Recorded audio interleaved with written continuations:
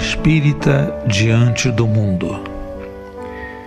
Que o amor único de Deus inspire todas as nossas almas para o bem. O mundo atravessa uma crise, como todos observam e analisam. Parece que a sociedade tomou um rumo que, em realidade, não se sabe para onde ela irá. Muitos se tumultuam, outros clamam vingança, alguns ainda aplaudem a dor.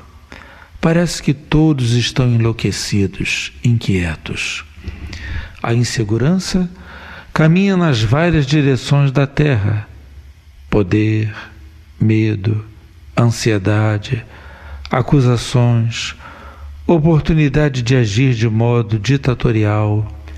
Enfim, mais uma das muitas crises porque a humanidade já passou e passará ainda até chegar a seu estágio de equilíbrio e felicidade. Como o espírita deve comportar-se diante de situações tão angustiantes como a que ouvimos, vemos e sentimos? Sabemos que não existe efeito sem causa. Almas que necessitavam passar por provações dolorosas foram reunidas em determinadas circunstâncias para sofrer o impacto da lei. Umas libertaram-se, alçaram voos para regiões inimagináveis por elas mesmas quando estavam encarnadas. Outras ainda estão presas às sensações de dor, de sofrimento, de angústia. Aqueles que provocaram o mal, quantos permanecem enredados aos crimes que perpetraram? E o espírita, como há de agir diante de tanta confusão?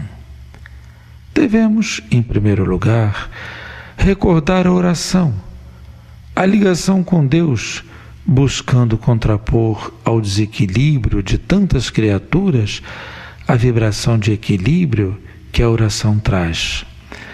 Contrapor ao sentimento de vingança a mensagem de amor, de compreensão.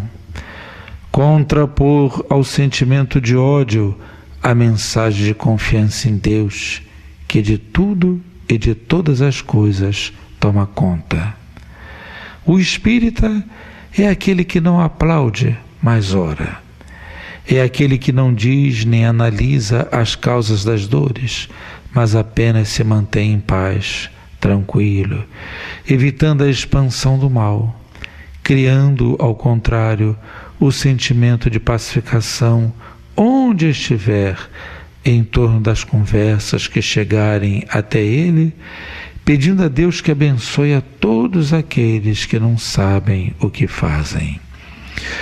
O espírita irá mais adiante, orará, fará preces por todos os que morreram, dirá mentalmente aos que detêm o poder que pensem em paz, movimentará forças generosas capazes de equilibrar o coração ferido dos pais, no sentido de que eles se lembrem de outros pais que também sofreram a perda de filhos.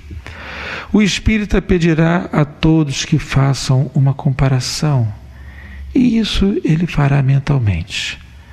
Comparem, caros irmãos, as dores que existem em torno da terra, e procurará, onde estiver, como estiver, elevar o pensamento a Deus, buscando o caminho do equilíbrio. Não cabe a nós, irmãos, examinar quem está com a razão.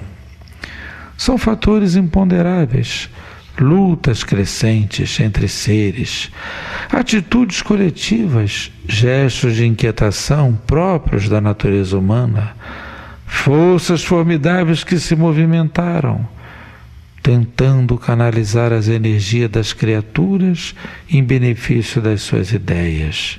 Enfim, são tantas as angústias e problemas que envolvem as forças em luta na Terra que nós, espíritas e espíritos espíritas, devemos acender a luz do equilíbrio e da paz e continuar a viver a vida que Deus nos oferece. Busquemos a paz. Evitemos comentários negativos. Falemos de amor. Aprendamos a silenciar quando nada mais pudermos dizer. Sigamos adiante. O Cristo é o Mestre que conduz todas as atitudes do homem na terra. Reações próprias da natureza humana serão a seu tempo reequilibradas pelas atitudes de amor, de vigilância, de paz desse mesmo Cristo. Não esperemos atitudes heróicas de ninguém. Não esperemos que Jesus determine que se faça isso ou aquilo, mas tenhamos a certeza de que Ele, o Mestre, continua no leme da embarcação que se chama planeta Terra. Amparados pela fé, digamos do íntimo do ser: Deus, nosso Pai, que és todo poder e bondade, mesmo que o homem perca o rumo de sua própria vida, temos a certeza de que Tu és o Pai. E embora o homem pareça estar mergulhado nas inquietações, parecendo não ter mais jeito, temos a certeza de que, muito além das nossas forças, muito acima das nossas ideias, tem soluções para tudo e todas as coisas. E ainda mais, Deus, lembrando o salmista, diremos: Tu és o nosso pastor. Conduzirás as nossas almas pelos verdejantes campos da paz, e ainda que haja sombra, lágrima e dor, confiamos em Ti, que és o Senhor de nossas vidas, e que assim seja, Senhor. Graças a Deus, meus irmãos. Que a bondade de Deus, que pacifica a todos nós, conduza os vossos corações, e que este amor único de Deus nos inspire hoje e sempre. Vosso irmão Antônio de Aquino.